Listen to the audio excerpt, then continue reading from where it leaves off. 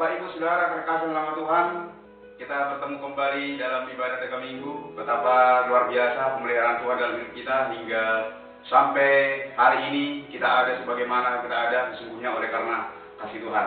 Saya percaya Bapak Ibu Saudara terkasih dalam Tuhan sedang rindu untuk mendengarkan firman Tuhan. Bahkan lebih dari situ, sudah rindu untuk bertemu dengan jemaat Tuhan dalam ibadah Tiga Minggu di rumah keluarga-keluarga. Tentunya tidak lupa saudara sudah rindu dengan saya harap demikian. Baiklah Bapak Ibu Saudara terkasih dalam Tuhan, sebelum kita mendengarkan firman Tuhan, mari kita sama-sama satukan hati, kita tundukkan kepala, kita berdoa. Bapa di sorga, terima kasih, kami bersyukur atas segala kasih kemurahan dalam kehidupan kami Tuhan. Engkau Allah yang memelihara kami sehingga hari ini Tuhan kami ada sebagaimana kami ada, sesungguhnya oleh karena kemurahan Tuhan. Bahkan kami juga berterima kasih Tuhan Yesus malam hari ini kembali kami peroleh kesempatan untuk kami dapat beribadah, memuji memuliakan nama Tuhan, terlebih mendengarkan firman-Mu Tuhan Yesus. Dan saat ini Bapa di sorga, kami akan mendengarkan firman-Mu, biarlah Engkau Tuhan mengurapi hati, pikiran kami dan juga telinga kami, supaya kami benar-benar Tuhan Yesus semuanya tertuju kepada Tuhan, sehingga Bapa di sorga, hati kami siap untuk menerima firman-Mu, karena Engkau yang mengerjakan hati kami menjadi tanah yang subur, yang siap ditanami firman-Mu dan bertumbuh menghasilkan buah. Terima kasih Bapa di sorga, Engkau Bapa yang mengurapi hamba-Mu dan memakai hamba menjadi saluran berkat-Mu bagi seluruh sidang jemaat-Mu. Terima kasih Bapa, kami terima firman-Mu dengan sukacita. Di dalam nama Tuhan Yesus Kristus kami berdoa. Haleluya. Amin. Baik Bapak Ibu Saudara nama Tuhan, malam hari ini kita akan membaca Alkitab kita bersama-sama yang terambil dari Kolose 2 ayat 6 dan ayat yang ke-7. Kita akan membaca bersama-sama Saudara terkasih nama Tuhan. Kamu telah menerima Kristus Yesus Tuhan kita, karena itu hendaklah hidupmu tetap di dalam Dia. Hendaklah kamu berakar di dalam Dia dan dibangun di atas Dia. Hendaklah kamu bertambah teguh dalam iman yang telah diajarkan kepadamu, dan hendaklah hatimu melimpah dengan syukur.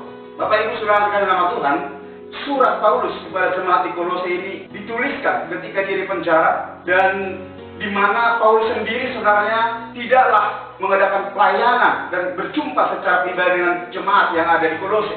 Namun dia mendapat kunjungan dari Epafras, dan akhirnya Epafras menceritakan bagaimana keadaan jemaat yang saat itu sedang menghadapi persoalan di Kolose, di mana timbul pengajar-pengajar yang lain, di mana timbul ajaran-ajaran yang lain yang mampu menggoncangkan keimanan jemaat Tuhan. Itu sebabnya dengan mendengar cerita dari Epafras, maka Paulus menuliskan surat ini kepada jemaat di Kolose, supaya jemaat di Kolose tetap kuat di dalam Tuhan, berakar di dalam Tuhan. Itu sebabnya hari ini Bapak Ibu Saudara sama Tuhan, firman Tuhan ini tidak lagi datang kepada jemaat yang ada di Kolose, tetapi datang kepada kita pribadi lepas pribadi. Amin. Bapak Ibu Saudara sama Tuhan, dalam pelajaran firman Tuhan malam hari ini ada 4 hal yang perlu dipelihara oleh orang-orang percaya kita yang sudah hidup dalam Tuhan. Yang pertama Bapak Ibu Saudara sama Tuhan, berakar di dalam Tuhan. Kenapa harus berakar di dalam Tuhan Bapak Ibu Saudara sama Tuhan? Karena ketika kita berakar di dalam Tuhan, maka kita mampu menyerap sari yang daripada Tuhan. Ketika kita berakar di dalam Tuhan, maka kita benar-benar boleh menikmati apa yang Tuhan sediakan bagi kita. Ketika kita berakar di dalam Tuhan, maka kita boleh menyerap kasih, sehingga hidup kita bisa dalam kasih. Kita mampu menyerap firman Tuhan yang disampaikan kepada kita, sehingga kita benar-benar boleh menjadi pelaku firman Tuhan. Itu sebabnya betapa pentingnya kita berakar di dalam Tuhan. Dan kenapa kita harus berakar di dalam Tuhan? Supaya apa? Supaya kita mampu bertahan di dalam segala situasi Bapak Ibu Saudara sama Tuhan. Kalau kita baca dalam Markus 4 ayat 16-17 dikatakan, demikianlah juga yang ditaburkan di tanah yang berbatu-batu, ialah orang-orang yang mendengar firman itu dan segera menerimanya dengan gembira. Tetapi mereka tidak berakar dan tahan sebentar saja. Apabila kemudian datang penindasan atau penganiayaan karena firman itu, mereka segera murtad. Maka saya katakan bagaimana supaya berakar dalam Tuhan, ya, supaya mampu bertahan dalam segala situasi, dalam segala kesulitan. Bapak Ibu Saudara sama Tuhan, kalau saat ini kita sedang mengalami satu kesulitan, banyak mengalami kemerosotan, mungkin di bidang ekonomi dan lain sebagainya, bahkan beribadah juga ya harus diatur sedemikian rupa. Yang tadinya kita bisa beribadah rame-rame, sekarang harus diatur jumlahnya sedemikian rupa. Sehingga ini membuat satu kesulitan dalam kehidupan kita. Pekerjaan yang tadinya lancar-lancar saja mungkin sudah semakin merosot. Itu sebabnya dalam keadaan seperti ini kita perlu berakar di dalam Tuhan supaya kita bisa bertahan menghadapi segala situasi. Amin Bapak Ibu. Bahkan apapun yang terjadi dalam kehidupan ini, ketika kita berakar dalam Tuhan, maka kita kuat. Sebagaimana pohon yang berakar itu dia mengarahkan akarnya ke air dan menyerap air itu. Nah, Yesus Kristus adalah air kehidupan, sumber air kehidupan. Itu sebabnya kita harus mampu menyerap sehari daripada Yesus Kristus. Ya, hidup kita mampu menjadi berkat, hidup kita mampu menjadi kasih bagi banyak orang. Hal yang kedua yang perlu dipelihara oleh percaya yaitu dibangun di atas Dia. Dibangun berarti dibentuk.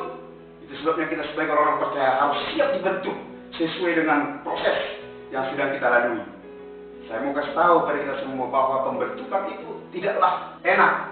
Ya, sebuah proses itu untuk membentuk diri kita tidaklah enak.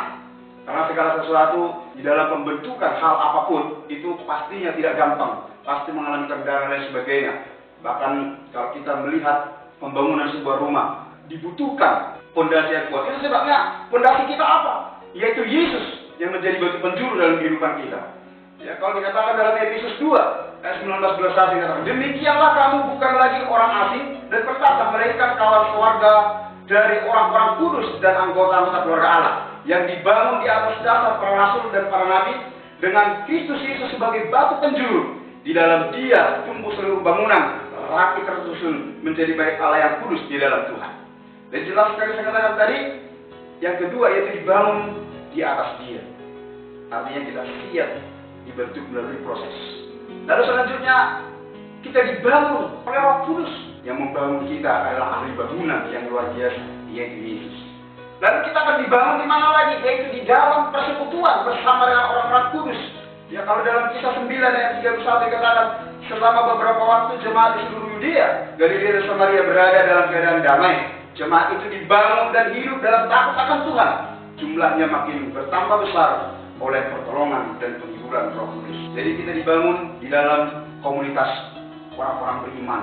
Kita dibangun di dalam lingkungan kita ketika kita berjumpa dengan orang-orang percaya yang satu iman yang bisa membangun ya kehidupan kita. Nah ini dia. Jadi dibangun, perhatikan. Setelah dibangun baru bisa membangun, Bapak Ibu saudara Tuhan. Ini yang perlu kita perhatikan. Lalu yang ketiga, Bapak Ibu saudara Tuhan, yaitu bertambah teguh dalam iman. Kenapa?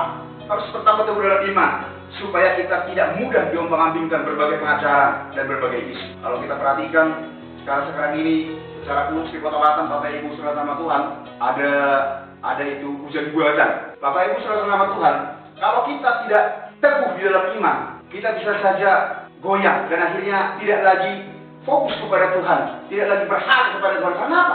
Ternyata manusia pun mampu membuat hujan. Selama saya mengikut Tuhan, yang saya tahu adalah kita meminta kepada Tuhan untuk apa? Untuk turunnya hujan.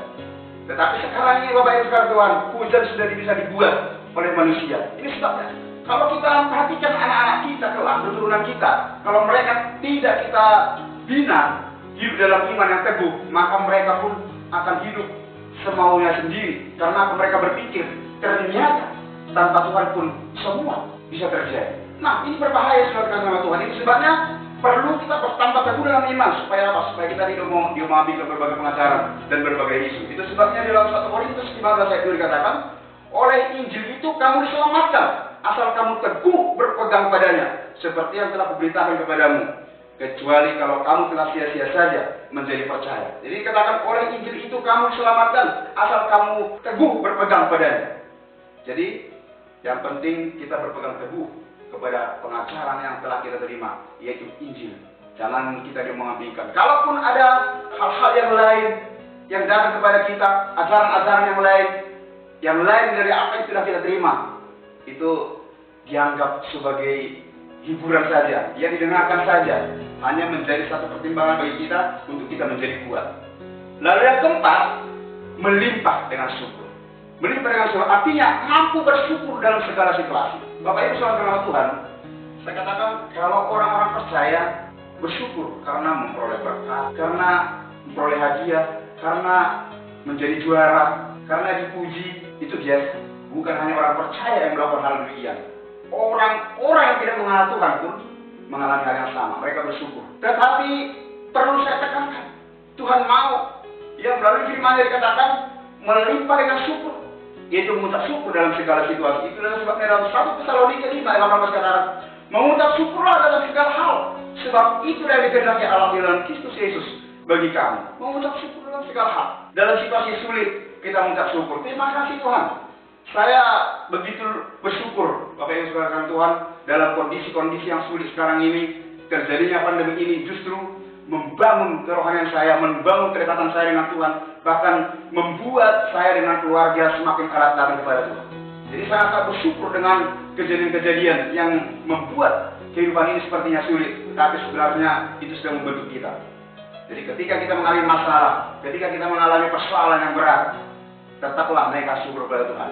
Sering saya katakan, kalau anak-anak kami sakit, kami tidak selalu berdoa, tumpah tangan supaya langsung disembuhkan Tuhan. Kadang-kadang kami harus bersyukur, berterima kasih dulu kepada Tuhan atas penyakit yang ada, yang telah dialami anak-anak kami. Supaya apa? Supaya kami tahu menghadap kepada Tuhan, supaya kami tahu minta kepada Tuhan, dan supaya kami tahu mohon ampun kepada Tuhan. Itu Bapak Ibu saudara Tuhan. Jadi hal ini yang perlu kita perhatikan sebagai orang-orang percaya. Sekali lagi saya katakan, hendaklah kamu berakar di dalam Dia dan dibangun di atas Dia. Hendaklah kamu bertambah teguh dalam iman yang telah diajarkan kepadamu, dan hendaklah hatimu melimpah dengan syukur. Demikian firman Tuhan bagi kita Bapak Ibu sekalian nama Tuhan. Biarlah firman Tuhan ini menguatkan kita, membawa kita semakin sungguh-sungguh hidup dalam Tuhan, supaya hidup kita semakin menyenangkan hati Tuhan. Terpujilah Tuhan kita sampai selama-lamanya. Mari kita tunduk kepala kita berdoa. Terima kasih Bapa di sorga buat firman-Mu yang sudah kami dengar. Engkau Tuhan yang mengajar kami supaya kami terus teguh di dalam Engkau, berakar di dalam Engkau, dibangun di dalam Engkau, bahkan juga Tuhan kami mampu mengucap syukur dalam segala situasi. Kami percaya Tuhan Yesus, Roh Kudus-Mu yang menolong kami Bapa, memampukan kami menjadi pelaku firman Tuhan. Setiap kami yang mendengar firman Tuhan ini, berkatilah Bapa di sorga dengan berkat kekuatan, kesehatan, panjang umur, dan senantiasa perlindungan Allah nyata atas hidup kami. Terima kasih Bapa, terpuji-pujilah nama-Mu. Segala hormat kemuliaan bagi-Mu. Di dalam nama Tuhan Yesus Kristus kami berdoa dan mengucap syukur. Haleluya. Sama-sama kita katakan, amin.